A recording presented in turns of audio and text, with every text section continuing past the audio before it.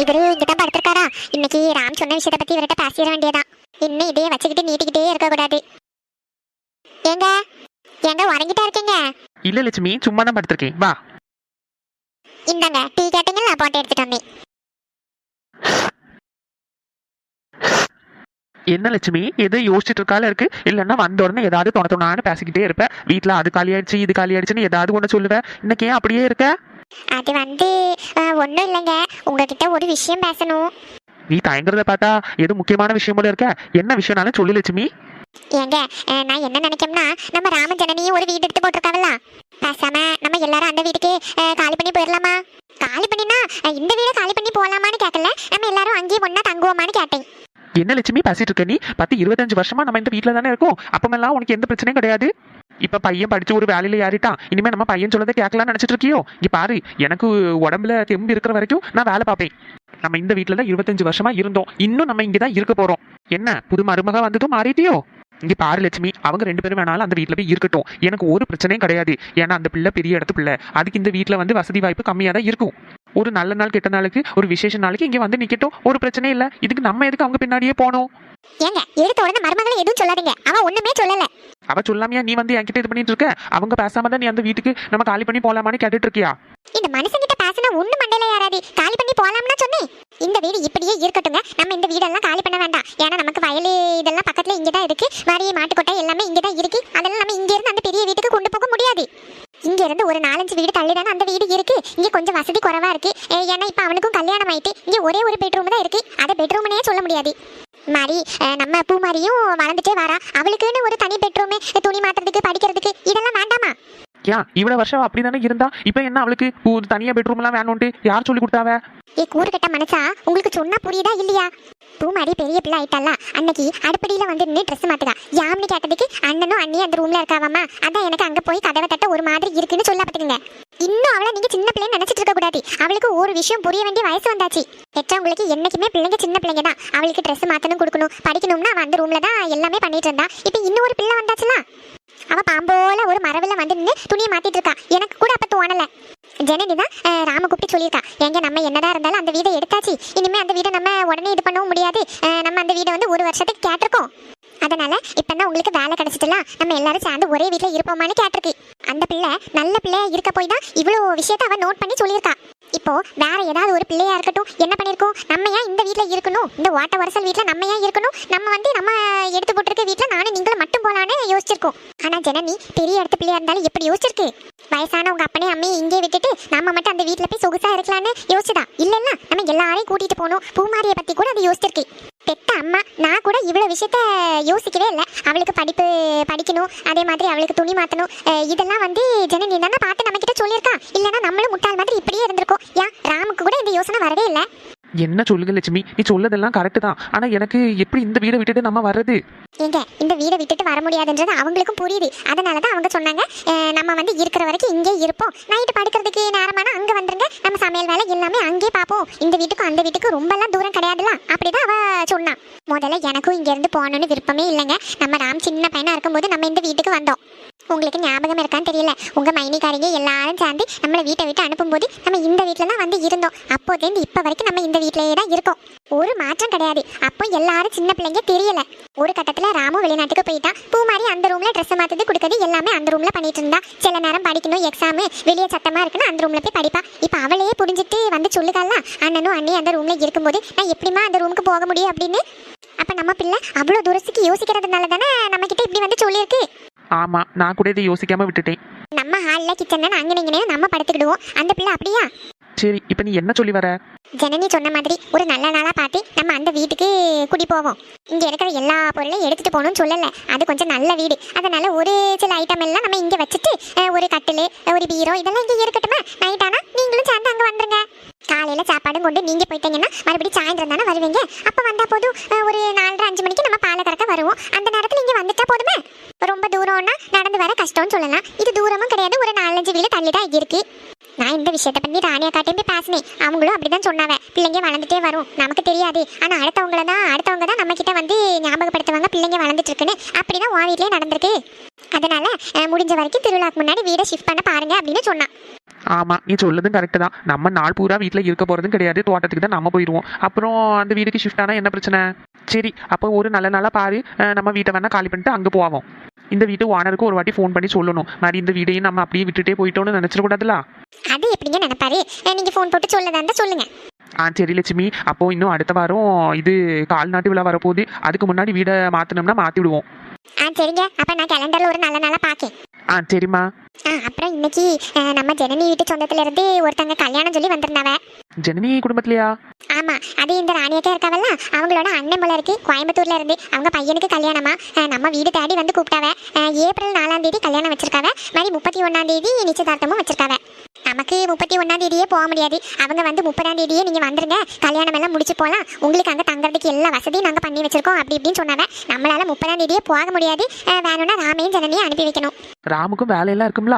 ஆமா, கேட்டுட்டு என்ன ஏதுன்னு பார்த்து அனுப்பி வைக்கணும். அப்படி இல்லைன்னா அவங்க சித்திங்க எல்லாம் போவாங்கல்ல, ஜனனி சித்தி பாட்டி எல்லாரும் போகும்போது ஜனனியை மட்டுமாவது அனுப்பி வைக்கணும். நம்ம வேணா கல்யாணத்துக்கு போய்க்கிடுவோம். இது என்னது, கோயம்புத்தூர்ல கொண்டு போய் எல்லாம் வச்சிருக்காவ?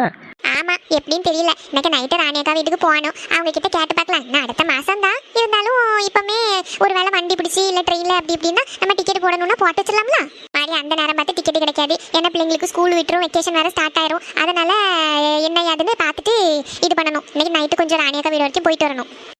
சரி லட்சுமி, அப்போ என்ன ஏதுன்னு பார்த்துட்டு நீ எனக்கு சொல்லு, சரியா? சரிங்க, நீங்க டீ குடிங்க, ஆறிடும். ஏய் கணேஷ். என்னம்மா? சரி, உன் பொண்டாட்டி எங்கல போனா? இங்கதான் எங்கேயாவது நிப்பாமா. என்னாச்சு, ஏதாவது வாங்கணுமோ?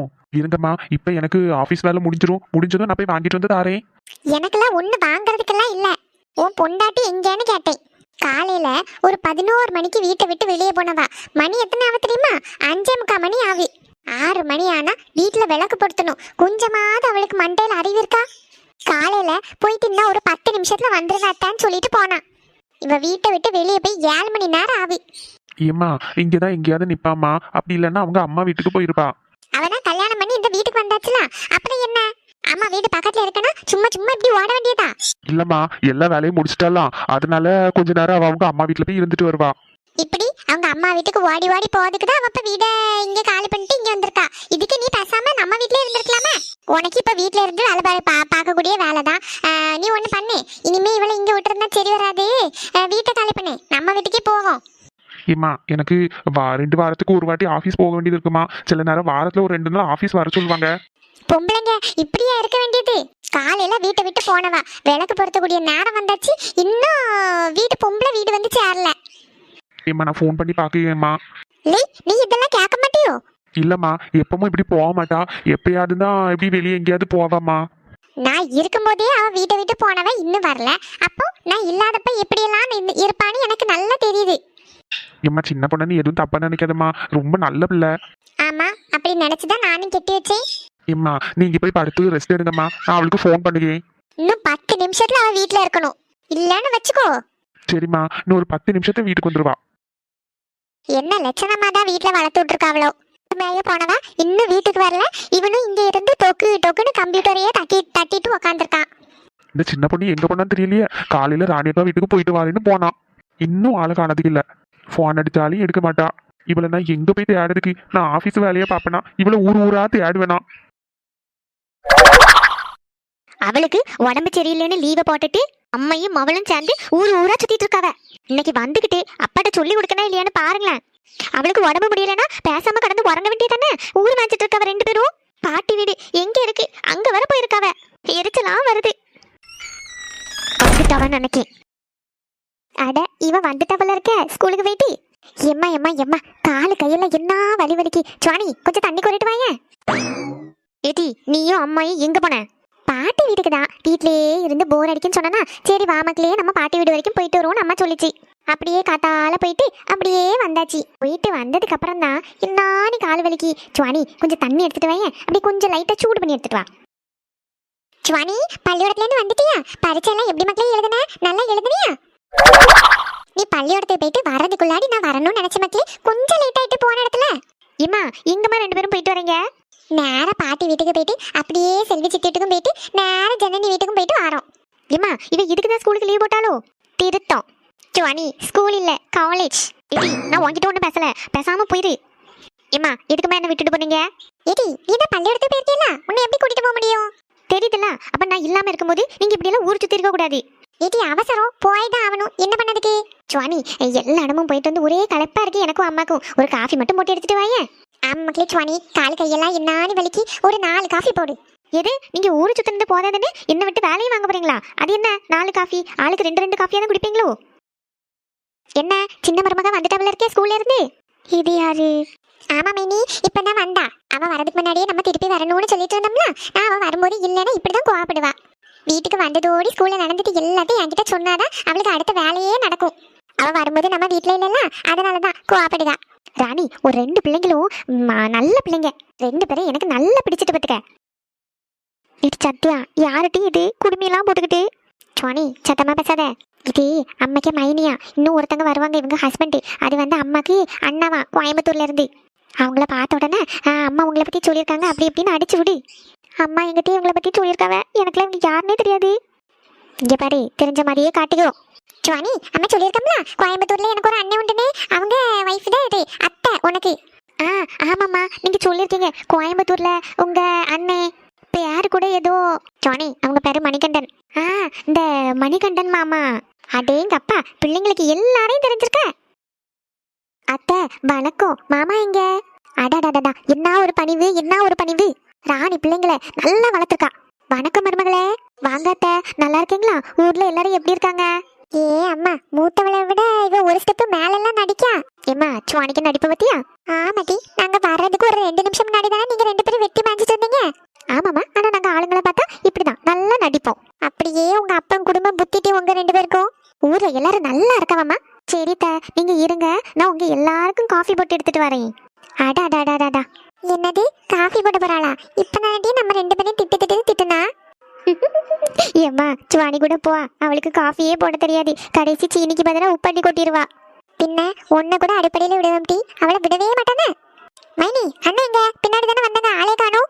ராணி, இதுல ஒரு டீ கடை இருந்தல, அங்க நல்லா சூடு சூட பஜ்ஜி போட்டுட்டு இருந்தாவலாம். இவளுக்கு பஜ்ஜினா நல்லா பிடிக்கும், அதனால வாங்கிட்டு வரேன், பிள்ளைங்களும் இருப்பாவலான்னு போயிருக்காவ. சரி, அப்ப நீங்க கொஞ்ச நேரம் இந்த ஃபேனுக்குள்ள இருங்க, நான் போய் உங்க எல்லாருக்கும் காஃபி போடுங்க. சரி சரி, நல்லா சூட ஒரு காஃபி குடிச்சா நல்லா தான் இருக்கும். அத்தை இருங்க அத்தை. சரி மருமலை. ராணி, நான் சொல்லணும்னு நினைச்சேன், இன்னைக்கு நைட்டு நாங்க இங்க தான் தங்க போறோம். ஏன்னா நீ நைட்டு போக முடியாதுல, இருட்டனாப்புல இருக்கு, லைட்டா மழை புறாப்பா இருக்கால இருக்கு. அதனால இன்னைக்கு நைட்டு தங்கிட்டு நாளைக்கு விடிய காத்தால ஒரு 4-4:30 போல நாங்க இங்கிருந்து கிளம்பிடுவோம். சரி மணி, நான் காலையில இருந்து அதான் சொல்லிட்டே இருக்கேன், இன்னைக்கு தங்கிட்டு போலான்னு. நீங்க தான் கேட்கவே இல்ல. எதுக்கும் ஒரு ட்ரெஸ் எக்ஸ்ட்ரா எடுத்துட்டு தான் வந்திருக்கோம். இனி நேரம் போனதோட அடுத்து சென்னைக்கு போக வேண்டியதான். சரி, அப்ப இன்னைக்கு நைட்டு இங்கே படுக்கலாம். ரொம்ப சந்தோஷம், இன்னைக்கு அவரும் வந்துருவாங்க. சரி, நீங்க இருங்க, நான் போய் காஃபி எடுத்துட்டு வரேன். சுவாணி, சத்யா வாங்க. சத்யா, போமக்களே, இந்த ட்ரெஸ்ஸே காலையிலேயே போட்டிருக்கேனா, போய் மேலெல்லாம் கழுவி ட்ரெஸ் எல்லாம் மாத்துப்போ. சரிம்மா. அம்மா, காலி என்ன உளக்கி. ராணி பரவாயில்ல, நல்ல அம்சம் அடக்கமான 2 பிள்ளைங்களை பெற்று வச்சிருக்கா. இன்னைக்கு எப்படியாவது மூத்தவளை நம்ம பையனுக்கு பேசிட்டு தான் இங்க இருந்து நம்ம கிளம்புறோம்.